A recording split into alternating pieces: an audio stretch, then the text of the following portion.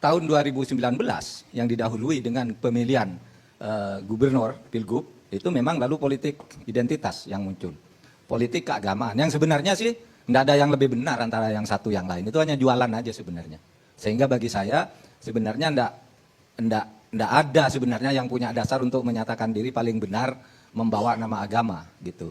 Oleh sebab itu kedepannya menurut saya yang penting itu bagaimana masalah ideologi ini Pak diperkuat kedepannya program. Tidak usah lagi politik identitas karena semua kalau bicara agama masing-masing punya dalil kok. Taruhlah kalau pandangannya Ahok yang dianggap tidak Islam dan sambungannya. Kemudian yang satu yang Islam Pak Anies dan sambungannya gitu. Itu pendukung Pak Anies banyak juga yang tidak sholat kok kalau waktu kampanye itu. Tapi banyak yang sholat juga. Pendukung Ahok juga ada yang sholat waktu kampanye. Jadi itu bukan urusan agama sebenarnya. Nah yang begitu-begitu tuh kedepannya dikurangi gitu. Atau kalau bisa bukan hanya dikurangi tapi dihilangkan. Sehingga politik ke depan itu, taruhlah politik identitas itu tidak bisa dihindari. Orang memilih karena kesamaan agama, kesamaan suku itu silakan. Tapi kalau sampai menimbulkan perpecahan ideologis itu amat sangat berbahaya. Sebenarnya amat sangat berbahaya. Nah kedepannya maka saya berpikir gerakan moderasi beragama. Moderasi beragama. Di mana agama itu menjadi alat pemersatu, gerakan jalan tengah. Kalau di dalam Islam itu namanya Islam wasatiyah. Islam yang di tengah, tidak ekstrim ke kanan, tidak ekstrim ke kiri, tapi inklusif. Menerima perbedaan itu sebagai keniscayaan dan tidak menganggap orang lain yang berbeda itu sebagai musuh. Nah, istilah moderasi beragama dengan kata Islam wasatiyah ini oleh orang yang tidak paham betul itu dianggap wah Islam apa lagi tuh? Islam ya Islam gitu. Di mana ada kata Islam wasatiyah di dalam agama Islam kan gitu.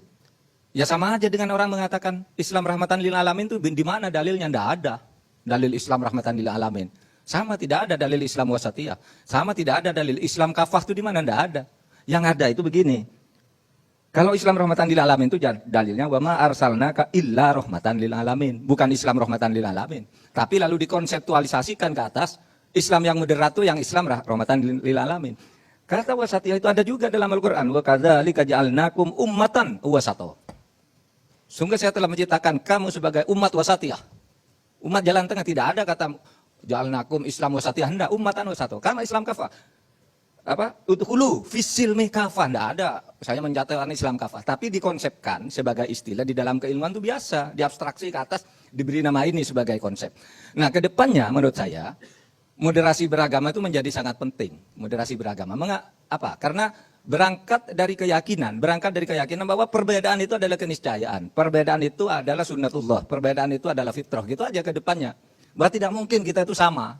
Dulu kita sudah pernah diskusi tentang ini, tidak mungkin orang sama, itu sebagai ciptaan Allah dan di situ kita bersatu. Itulah cara kita menghayati agama kita, bahwa kita ini memang berbeda diciptakan oleh yang di sana itu loh. Karena yang di sana menghendaki kita berbeda, ya mari kita bekerja sama sesuai dengan kehendaknya. Nah oleh sebab itu, Bang Karni, yang terakhir nih, soal kesatuan kita, masa depan bangsa kita. Saya menolak keras kalau ada orang mengatakan di Indonesia ini ada Islamofobia.